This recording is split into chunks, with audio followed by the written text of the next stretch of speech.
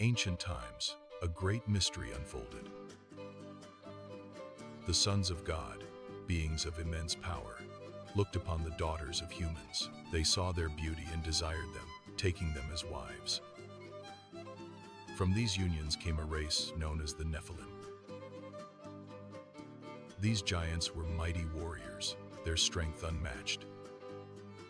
But their hearts grew dark, and their deeds were filled with violence. The world groaned under the weight of their wickedness. God saw the corruption that had spread across the earth. His heart was grieved by the evil that consumed humanity. He knew that something had to be done to cleanse the world. He decided to send a great flood, a cataclysm that would wash away the wickedness. But God, in His mercy, found one righteous man named Noah. Noah was a man of integrity who walked faithfully with God. God instructed Noah to build an ark, a vessel that would save his family. He was also told to bring pairs of every living creature onto the ark. Noah obeyed God's command, working tirelessly to build the ark. He gathered his family and the animals, preparing for the coming flood. As the ark was completed, dark clouds began to gather in the sky. The rain started to fall, gently at first, then with increasing intensity. The rivers swelled and the waters rose, engulfing the land. The ark floated on the surface, carrying its precious cargo to safety. The floodwaters covered the highest mountains, wiping out all life on earth. Only those on the ark were spared from the devastation. For 40 days and 40 nights, the rain continued to fall. The earth was submerged and the world was transformed. But after the rain stopped, the waters slowly began to recede. The ark came to rest on the mountains of Ararat.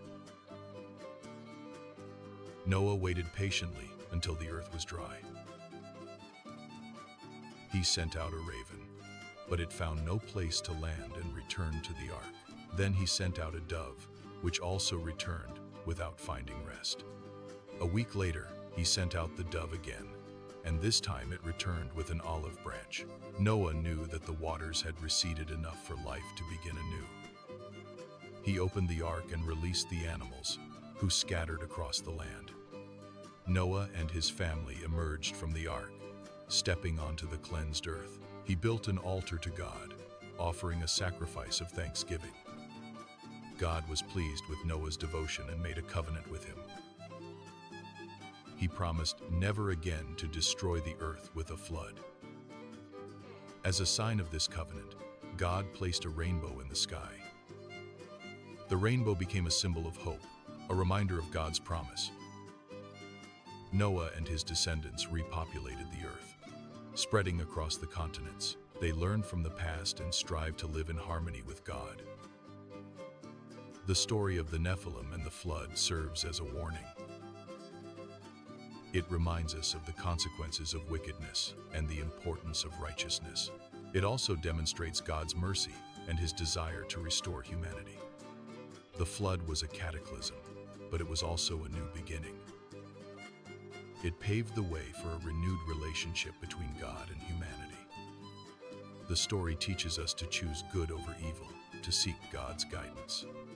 It encourages us to live lives of integrity and compassion. The legacy of Noah reminds us that even in the darkest of times, hope remains. We can always turn to God for forgiveness and guidance. The story of the Nephilim and the flood is a timeless tale. It continues to resonate with people of all cultures and backgrounds. It reminds us of the power of choice and the importance of faith. It teaches us to value life and to protect the earth. The story encourages us to build a better world, one filled with love and justice. It inspires us to be like Noah, men and women of integrity. People who walk faithfully with God and strive to make a difference. The story of the Nephilim and the flood is a reminder of our shared humanity. It calls us to work together to create a brighter future. a future where peace and harmony prevail.